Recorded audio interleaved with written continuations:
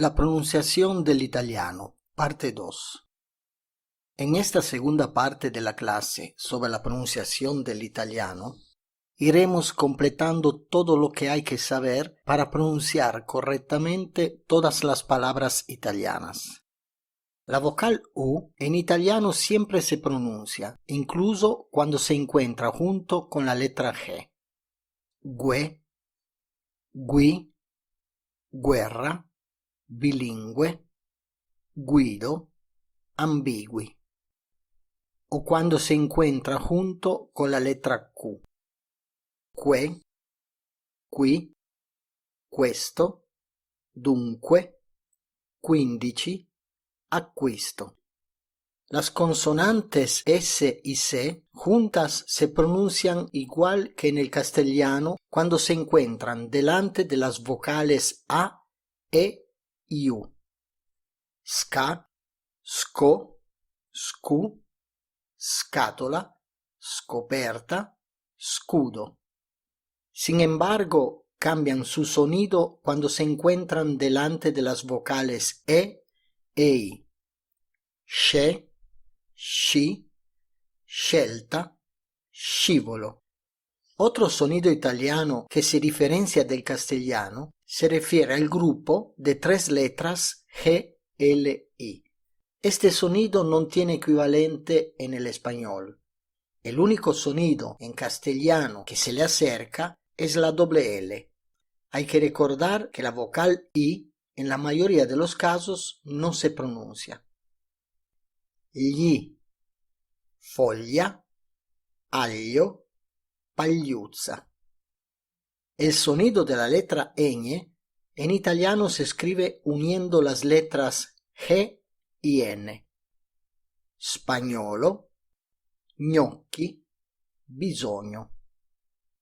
El factor más llamativo de la lengua italiana es que casi todas las consonantes italianas pueden aparecer duplicadas si se encuentran dentro de una palabra, pero solo entre vocales.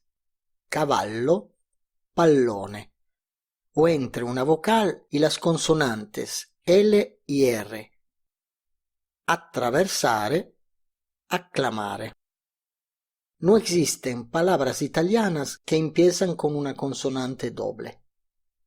Las consonantes doble, cuyo sonido se puede mantener por más tiempo, suponen una pronunciación más larga, mientras se debe acortar la vocal que precede la consonante doble. Entre las consonantes que se puede mantener el sonido encontramos la F, giraffa, la L, pallone, la M, mamma, la N, nonno, la R, carro y la S, rosso.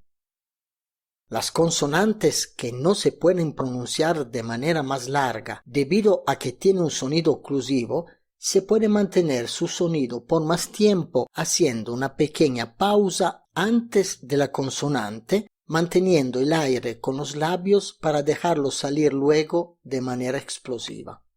Las consonantes que tienen un sonido oclusivo son la B, babbo, la C, pacco, la D, addebitare, la G, oggi, aggancio, la P, cappello, la T, bottone y la Z, pazzo. Se debe tener cuidado con la letra R, dado que al principio de una palabra nunca se encuentra doble, por lo tanto no hay que pronunciarla fuerte como en el castellano. La letra H no tiene ningún sonido particular. De hecho, cuando se encuentra al inicio de una palabra, no hay ninguna diferencia en la pronuncia de la misma, como en el caso del verbo avere. O, hai, ha, hanno. Cuando la letra H se encuentra dentro de una palabra, su función, como vimos anteriormente, es de cambiar el sonido de una sílaba palatal a gutural. No hay que olvidar que el italiano escrito se distingue del español en cuanto se refiere a los acentos. Mientras que en el español escrito se acentúan todas las palabras, en el italiano escrito solamente se acentúa la última sílaba, por lo que la única forma de aprender a pronunciar correctamente las palabras italianas es escuchándolas repetidamente y memorizando su pronuncia. Terminamos esta segunda parte de la clase sobre la pronunciación del italiano aclarando que la pronunciación incorrecta de las consonantes dobles puede dar origen a malos entendidos. Esto se debe a que el significado de una palabra pronunciada con una sola consonante o con una consonante doble cambia totalmente su significado. Pala è una pala, palla es una bola. Note son notas musicales, notte es la noche. Rosa es una flor, rossa es un color. Cane es un perro, canne son cañas.